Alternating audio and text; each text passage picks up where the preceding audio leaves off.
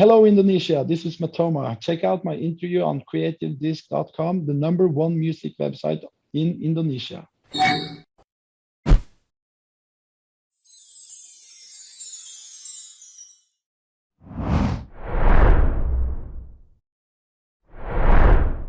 Hello, CD lovers. Welcome back to another CreativeDisc exclusive interview. My name is Dundhee Yuwono, and today we're about to have a chat with Norwegian DJ and record producer. I've been a fan of him since like 2016 when he released False Alarm back in 2016, if I'm not mistaken. So, without further ado, here with me now, Tom Stræte Lagergren. I hope I'm not misspelled his name, aka Matoma. Hi, Tom. How are you? Hey, Dundee. So nice to be in touch with you. No, you did not misspell my name. It was very good pronunciation. So, have you ever been to Norway before, since you pronounced it so good? I've never been into Norway though, but I don't know. Probably No. the spelling of Norwegian and Indonesian is quite the same. I don't know if I'm not sure though. How are you, man? And what are you doing currently? No, it was no, it was perfect. Like I'm doing fine. I'm currently in LA. Like I've had concerts again for the first time in a Yes. year and 7 months. So I flew over here a couple of weeks ago, and now I'm just doing songwriting and making new Ooh. music. I'm super pumped about that. Yes. Reconnecting with my inner self and the creative soul. So Mhm. no, life is just very exciting at the moment. So Wow. Wow. Wow. I'm so happy for you that you are yeah, enjoying life, especially that you can play live again since like this pandemic hit, right? Because I saw your yeah. Instagram that you already played live show as well, and you explained us to us. How does it feel to finally be able to do that again, man? Oh, like that's just unbelievable. Like it's almost impossible to describe it because Mm-hmm. going from like like I've been a DJ and an artist now for over 7 years and traveling like to Yeah. I played in like almost 50 countries and had 1,200 concerts, and then suddenly everything just shut down Yeah. overnight, and we got very isolated back in Norway. And it was good to have some time off and be with my girlfriend and be with my family, Mm-hmm. and I up to that point, like I hadn't had like a proper break. So to have a break was, and to have like a forced break was, because then I didn't feel bad Yeah. um, about the business, about like letting people down, and because the whole team of Team Matoma is many employees. So, but then over like when it started dragging out, like it was half a year, then it ended up being a year, and then it ended up being 1.5 year, Mm-hmm. and it was just too long. So to be back on the road again now is just incredible. Yeah. It's yeah. I had this festival in Denver like last weekend, Wow. and I was in Boston, played a concert there for a couple thousand people. I was in Mm. San Francisco, and overall the vibe is just so incredible. People Yeah. are spreading love and positivity, happiness. Yes. So I and that makes me just want to create more music. So Mm. I landed in LA on Sunday, and for 3 days now I've been in the studio at Yeah. Ultra for a songwriting camp, and we started like 10, 11 a.m. in the morning and Mm-hmm. went to like 4 a.m. in the night. Wow. So a long time, and Yeah. I was tired, but inspiration, it just comes. Like I Mm. think it's I think it's just so beautiful right now with everything going on. Like Mm-hmm. the world is starting to opening up again, and we're seeing all these shows. I'm doing Spring Awakening in Chicago like this Yes. weekend with 60,000 people. So no, it's really amazing. And then I'm Yeah. talking with you, my man. Yes, of course, because Yeah, I know that you've been in Indonesia before, like a couple of times before this pandemic hit, right? And I do hope that Indonesia can keep up with a lot of countries out there that already opening up and already like having a show, live shows from the musician that they love. because the longing feeling to have a festival or enjoy like live show here, it's way too much to handle. I mean, me myself, I really wanted to feel the atmosphere again, as you told me before, that you feel the love, that you feel the energy from the people that you're watching your show. That it's incredible feelings, right? Yeah. No, exactly. Like that feeling is just you can't describe it, and there's no feeling like it. So to be able to do that again, and I can't wait to come to Indonesia again because the culture and the food, the people, you are such kind human beings, like always smiling, always happy. Yeah. And the temperature is nice. You have a beautiful country, like Yes. the ocean is amazing. So no, I love Indonesia, and like pho soup is like one of my favorite. Nice, nice to hear Yeah, that you no, love like Indonesia that much, no, I man. yeah, no, I love Indonesia. Like and the food is just amazing. All Mm, the spices and all the flavors, and yeah, it's so fresh yeah. and no, I can't wait to come back.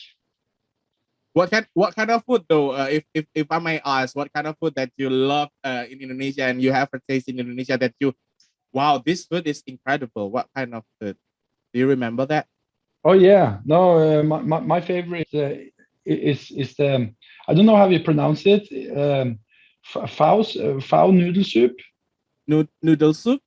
with shrimps It's yeah, kind of, like the pao oh, it's pho kind of like fu. we like a ramen or something. No, not like a ramen. The Oh, it's I like think it's like it's like a pole from it's Vietnam. The shrimp soup.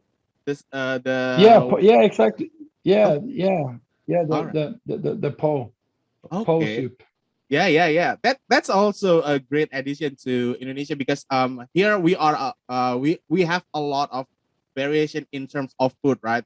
Came from a lot of countries. We mixed it with our own tradition, and probably like a lot of people say that our food is better than the other countries. I'm not sure, but I've never been to any Yeah, no, country yeah. to try any kind of food, but I do believe that too. Oh, you haven't been outside of Indonesia? So I've been in Thailand, I've been to Singapore, but as far as I know, I love Indonesian food more than their food because they are like not more spices that we have though. But in Yeah, Indonesia, we got a lot of spices that we put into one of our food as at the time. yeah. So I yeah. I love Indonesian. I love Indonesian. You make them different, but they taste so much better. And it's like you're saying, like all the food in Indonesia, even though you have gathered flavors from other countries, you make them better. So Mm. Okay, so let's put the food aside and talk about your music right now. Like I said before, I've been a fan yeah. of yours since like 2016 when I first heard False Alarm with Becky Hill, and I love you and Becky Hill. Oh wow. Start from that. Can you please take us back to the first time you decided to become a DJ and also music producer? Was there any relation to your music technology degree though? So I think it definitely helped having a bachelor in music technology and science. Yeah. But what really kicked off my musical career was like just on my own. I started releasing music on SoundCloud, and Mm, SoundCloud uh, was such a powerful tool to yeah. to show people and to build the community in the music scene.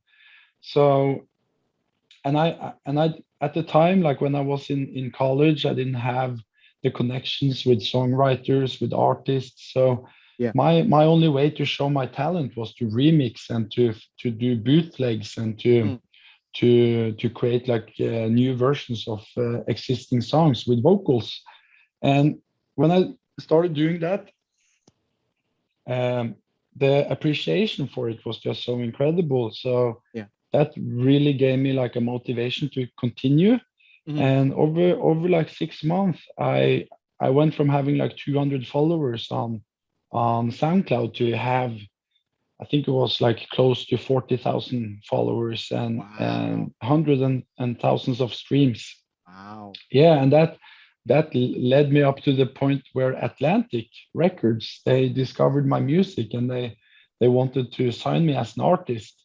Mm. And when I did that, I started traveling and and I put up Old Thing Back with Atlantic, and then I Yes. did Running Out with Astrid S, and I did a False Alarm, I Yeah. did All Night, Yep. and all these records they came along in a very exciting time. So I'm Mhm. glad that you mentioned False Alarm because that song means so much to me. Yeah. Becky is the sweetest. She is just amazing. Yeah. Yeah. Yeah. And you also been amazing because you released ton of great music, and also last August you released your new single "Summer Feeling" with Jonah Kagen. I believe that this is the first single you released in 2020, right? Did you write it during Uh, pandemic too? yeah, first song I released in 2021 exactly. Yeah, no, I did write it in the pandemic together with John Luke, who is a songwriter, Mhm. also known as he goes under the artist name Mokita. Okay. So him and I we had a Zoom session like a while back, and we reminisced on the summer of 2020, Mm. and we I just wanted to create like a song where people can feel good about themselves, like when it comes to the production, but then on the story side of things, like we wanted to have a love story between two people where the summer was over, Yeah.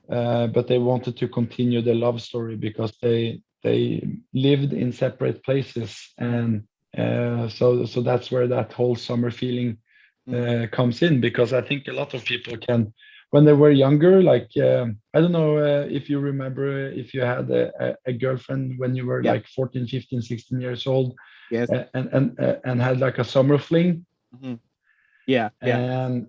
and when the summer yeah, and when the summer was over, like that fling disappeared, but you were thinking about that person. So that's where the whole idea of the summer feeling came about. And Mhm. no, yeah, it's a new journey for me, like I'm an independent artist. I release music independently, Yeah.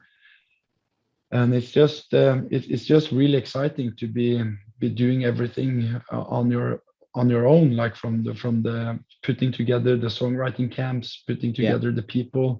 Yeah. So so summer feeling was the first single in that Matoma campaign. So Ooh. I'm glad you Cool. like it. Cool. Because when I first hear about summer feeling, the story that you explained me before, that captured me so much when I heard that song. It captured what I felt about summer whenever in Indonesia we have like 6 months of summer and then 6 months of rainy seasons, right? But Yeah, so this summer feeling songs yeah, captured those storyline when like you said, two people come in meet in summer and have a relationship between the summer, and then they won't let go the feeling of the of that that they had. It's kind of feel it's kind of what I'm feeling when I heard that song as well. So congrats on that. But furthermore, I want to talk about thank you. the single that you've been released in October called Never Surrender with Codeline. Steve Kerrigan is in it. It's such a great song as well. I Yes. love that so much. Tell us more about it, because I found it interesting since Codeline is an indie rock band from Ireland, and I think this is the first time as well for Steve Kerrigan or Codeline to feature in one track, EDM track, I believe. Yeah, so no, me and Steve, we actually go way back. Like I've known Steve for, I would probably like say 5 years now. Wow. He flew over to Norway many years ago, and we had a songwriting camp in Trondheim, where I live actually. Mhm. And when we had that songwriting camp, we really connected because his personality and my personality, like we just type of energy, same yeah, I would describe it as same energy, and really very good together in the room. Very creative, ideas were floating, and everything was very natural. And such a incredible person. So pandemic, I've always stayed in touch with Steve, but when the pandemic we started, I asked him like, hey, do you want to jump on a Zoom and just have a and talk about like what's happened and what's Okay. about to happen. And he loved the idea, so we jumped on the Zoom and we had such incredible time. And when we were on the Zoom, like I just started, I was so inspired by his stories from his childhood and like what he had been going through, and we talked on a very personal level. Mhm. So I started playing the piano, and when I did that, and the melody just came to me, and when I did it, like Steve, just like, wow, that is so beautiful. I want to write something to that. So we started talking about like where we wanted the direction in the song to go, and everything just felt very natural. And in the night, I think we spent like 4 or 5 hours to create like the bones and the Yeah. structure of the song, and and yeah, we just wanted to make a song where it's a bit more personal. So it's a personal story from Steve when he grew up, about not having have a easy time at school, being bullied, Mhm. and for me, like it was all about like never surrender. When so basically I was in the army when I was 19 years in Norway because it's mandatory, and I got really sick. Um, Okay. I got some problems with my liver, and I ended up in the hospital, and that's when I like really understood like you only live once, you only have Yeah. one life, like Yeah. use it for what's it worth. So Yeah. I started, like I said to myself, from this day on, I'm gonna pursue my musical career. I'm never gonna give up. I'm never gonna surrender. So, and the music industry is tough, like it's a tough industry with a lot of like politics, business, True. hustling. So for me and Steve, it was just like about like writing a song that comes from our hearts, where we Mhm. give the audience experience of like, okay, I think everybody can I think everybody can relate to Yes. that feeling of you should never surrender, you should never give up on yourself, you should Mhm. follow your dreams, you should Mhm. believe in yourself that you're good enough. So that was the whole message of the song. Mhm.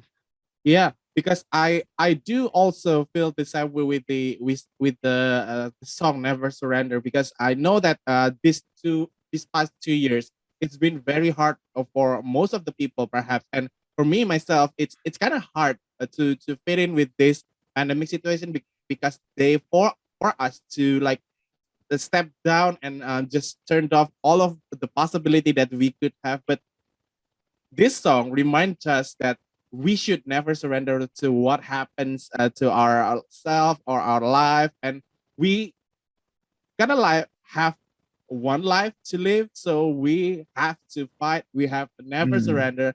Like you said before, whatever life throws of us, we have to never surrender. That's a great message too for this song, right?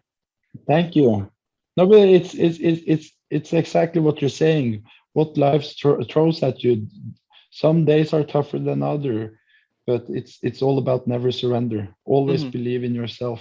Mm-hmm. So Mm-hmm. So I'm curious about this Never Surrender song. It's kind of like a DM vibe on it and summer vibe on it as well. But you said that first came to you, it's kind of like a melody first, and then you put it on a piano. Will there be also a stripped version of this song? Because I do believe it will be magical to hear the stripped version of it. Yeah, no, definitely we're gonna have a stripped version. So it's gonna be an acoustic version along with the original. So yeah, I totally can't wait. I totally can't wait for that. piano, strings. Yeah, yeah. Yes. Oh, Yeah. yeah. I love, your energy. You remind me so much about my brother. My brother has the same energy as you. Just happy, outgoing, has the most beautiful smile. Like Oh, your energy is amazing. oh, thank you, Never man. change, never change, my friend. Thank you so much. That Yeah. that really made my day, dude. I mean, wow. It came from one of my favorite DJ, and then you said to me that I have a great energy, a beautiful smile. That means a lot. Thank you so much. No, thank you. Okay. Like, thank you for having me on this show. I really appreciate it. Okay, this is the question that I already asked to a bunch of musicians to know what their point of view of this. So, from Tom or Matoma point of view, what is music? Music is people. Ooh, Music is life. ooh, Music is culture, okay, and music connects the universe. wow, wow, wow. That's a great view on music because I never thought that music. I know that music can connect people all around the world, but when you said music is universe, that's kind of like a different thing, because universe is more like when people gather around and feel the connection to each other. That's the universe from my point of view. So when you said that music is universe, that's kind of makes sense to feel the universe through the music, right? Yeah, like you just yeah. How for centuries we've had music that connects us. Yeah, Rhythms, yeah. we've we have melodies that makes us feel. We have poetry Hmm. in the lyrics, like Hmm. music. My friend, without music, life would be very sad. Cool. So here is my last question for you, Tom. I know, I believe that nowadays there are so many DJ or newbie music producer that keep trying to break the music industry as we speak. That you said that music industry it's stuff with the politics and stuff. Any message to them about this that really really mean to them? Whatever you do and how much you do it for the right reasons. Do it because you love doing it. Mhm. Put your heart and soul into it. It's gonna be hard work. It's gonna be a lot of hours putting into it. But if you have a genuine passion for creating music and being an artist, um, it's about never giving up, never surrender. So Never surrender. Never surrender. That's a great message. Thank you so never much, Tom, surrender. for your time. It's been a great pleasure to meet you finally, and I can't wait to have you here Thank again in Indonesia so that we can talk face to face and we catch up with the life and stuff. Yeah. I would, next time I'm in Indonesia, Dundhee, I'm gonna come to your office so we can meet in person, and maybe we can do some Indonesian food, and we can have a Yes, beer, have a yes. good time. You can come out to the show. That would be amazing. I love your energy. Like, you made my day. You said that I made yours, but you made my day. Like, your Thank, smile is just the most sincere smile I've ever seen on thank any you so person. much. So Thank you so much, man.